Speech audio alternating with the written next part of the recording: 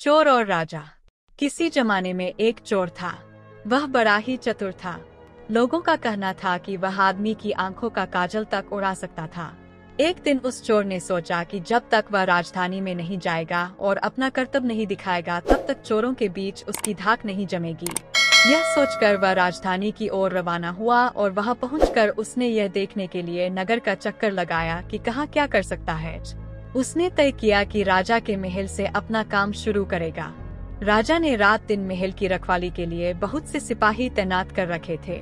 बिना पकड़े गए परिंदा भी महल में नहीं घुस सकता था।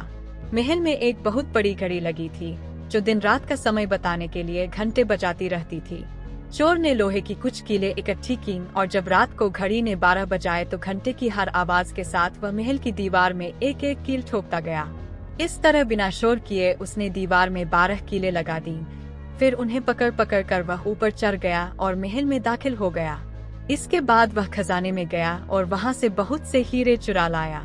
अगले दिन जब चोरी का पता लगा तो मंत्रियों ने राजा को इसकी खबर दी। राजा बड़ा हैरान और नाराज हुआ। उसने मंत्रियों को आज्ञा दी कि शहर की सड़कों पर गश्त करने के लिए सिपाहियों की संख्या दूनी कर दी जाए और अगर रात के समय किसी को भी घूमते हुए पाया जाए तो उसे चोर समझकर गिरफ्तार कर लिया जाए।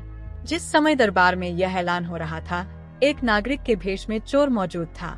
उसे सारी योजना की एक एक बात का पता चल गया। उसे फौरन यह भी मालूम हो गया कि कौन से 26 सिपाही शहर में गश्त के लिए चुने गए हैं। वह सफाई से घर गया और साधु का बाना धारण करके उन 2600 सिपाहियों की बीवियों से जाकर मिला। उनमें से हर एक इस बात के लिए उत्सुक थी कि उसकी पति ही चोर को पकड़े और राजा से इनाम ले। एक एक करके चोर उन सब के पास गया और उनके हाथ देख देख कर बताया कि वह रात उसके लिए बड़ी शुभ है। उसके पति की पोशाक में चोर उसके घर आएगा, लेकिन देखो, चोर को अपने घर के अंदर मत आने देना, नहीं तो वह तुम्हें दबा लेगा। घर के सारे दरवाजे बंद कर लेना और भले ही वह पति की आवाज में बोलता सुनाई दे, उसके ऊपर जलता कोयला फेंकना। इसका नतीजा यह होगा कि चोर पकड़ में आ जाएगा। सारी स्त्रियां रात को चोर के आगमन के लिए तैयार हो गईं। अपने पतियों को उन्होंने इसकी जानकारी नहीं दी। इस बीच पति अपनी गश्त पर चले गए और सवेरे 4 बजे तक पहरा देते रहे। हालांकि अभी अंधेरा था, लेकिन उन्हें उस समय तक इधर उधर कोई भी दिखाई नहीं दिया तो उन्होंने सोचा कि उस रात को चोर नहीं आएगा। यह सोचकर उन्होंने अपने घर चले जाने का फैसला किया। ज्यों ही वे घर पहुँचे, स्त्रियों को संदेह हुआ और उन्होंने चोर की बताई कार्रवाई शुरू कर दी। फल वह हुआ कि सिपाही जल गए और बड़ी मुश्किल से अपनी स्त्रियों को विश्वास दिला पाए कि वे ही उनके असली पति हैं और उनके लिए दरवाजा खोल दिया जाए। सारे पतियों के जल जाने के कारण उन्हें अस्पताल ले जाया गया। दूसरे दिन राजा दरबार में आया तो उसे सारा हाल सुनाया गया। सुनकर राजा बहुत चिंतित हुआ और उसने कोतवाल को आदेश दिया कि वह स्वयं जाकर चोर पकड़े। उस रात कोतवाल ने तैयार होकर शहर का पहरा देना शुरू किया। जब वह एक गली में जा रहा था, चोर ने जवाब दिया, मैं चोर हूँ। कोतवाल समझा कि लड़की उसके साथ मजाक कर रही है। उसने कहा, मजाक छोड़ो और अगर तुम चोर हो तो मेरे साथ आओ, मैं तुम्हें काट में डाल दूंगा। चोर बोला, ठीक है, इससे मेरा क्या बिगड़ेगा। और वह कोतवाल के साथ काट डालने की जगह पर पहुंचा। वहां जाकर चोर ने कहा, कोतवाल साहब, इस काट को आप इस्तेमाल कैसे किया करते हैं, मेहरबानी करके मुझे समझा दीजिए। कोतवाल ने कहा, तुम्हारा क्या भरोसा, मैं तुम्हें बताऊं और तुम भाग जाओ तो। चोर बोला, आपके बिना कहे मैंने अपने को आपके हवाले कर दिया है, मैं भाग क्यों जाऊंगा। कोतवाल उसे यह दिखाने के लिए राजी हो गया कि काट कैसे डाला जाता है। ज्यों ही उसने अपने हाथ पैर उसमें डाले कि चोर ने झट चाबी घुमाकर काट का ताला बंद कर दिया और कोतवाल को राम राम करके चल दिया। जाड़े की रात थी। दिन निकलते निकलते कोतवाल मारे सर्दी के अधमरा हो गया। सवेरे जब सिपाही बाहर आने लगे तो उन्होंने देखा कि कोतवाल काट में फंसे पड़े हैं। उन्होंने उनको उसमें से निकाला और अस्पताल ले गए। अगले दिन जब दरबार लगा तो राजा को रात का सारा किस्सा सुनाया गया। राजा इतना हैरान हुआ कि उसने उस रात चोर की निगरानी स्वयं करने का निश्चय किया। चोर उस समय दरबार में मौजूद था और सारी बातों को सुन रहा था। रात होने पर उसने साधु का भेष बनाया और नगर के सिरे पर एक पेड़ के नीचे धूनी जलाकर बैठ गया। राजा ने गश्त शुरू की और 2 बार साधु के सामने से गुजरा। तीसरी बार जब वह उधर आया तो उसने साधु से पूछा कि क्या इधर से किसी अजनबी आदमी को जाते उसने देखा है।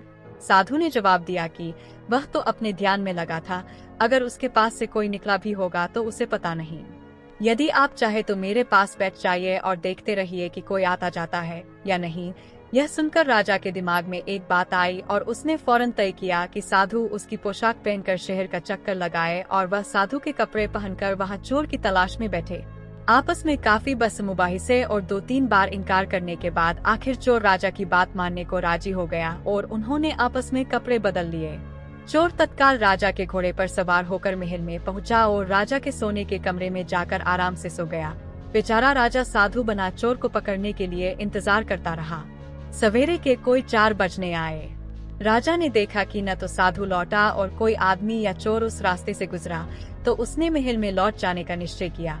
लेकिन जब वह महल के फाटक पर पहुंचा तो संतरियों ने सोचा, राजा तो पहले ही आ चुका है, हो न हो यह चोर है जो राजा बनकर महल में घुसना चाहता है। उन्होंने राजा को पकड़ लिया और काल कोठरी में डाल दिया। राजा ने शोर मचाया, पर किसी ने भी उसकी बात न सुनी। दिन का उजाला होने पर काल कोठरी का पहरा देने वाले संतरी ने राजा का चेहरा पहचान लिया और मारे डर के थर-थर कांपने लगा। वह राजा के पैरों पर गिर पड़ा। राजा ने सारे सिपाहियों को बुलाया और महल में गया। उधर चोर, जो रात भर राजा के रूप में महल में सोया था, सूरज की पहली किरण फूटते ही राजा की पोशाक में और उसी के घोड़े पर रफू चक्कर हो गया। अगले दिन जब राजा अपने दरबार में पहुंचा तो बहुत ही हताश था। उसने ऐलान किया कि अगर चोर उसके सामने उपस्थित आ जाएगा तो उसे माफ कर दिया जाएगा और उसके खिलाफ कोई कार्रवाई नहीं की जाएगी, बल्कि उसकी चतुराई के लिए उसे इनाम भी मिलेगा। चोर वहां मौजूद था ही फौरन राजा के सामने आ गया और बोला, महाराज, मैं ही वह अपराधी हूँ।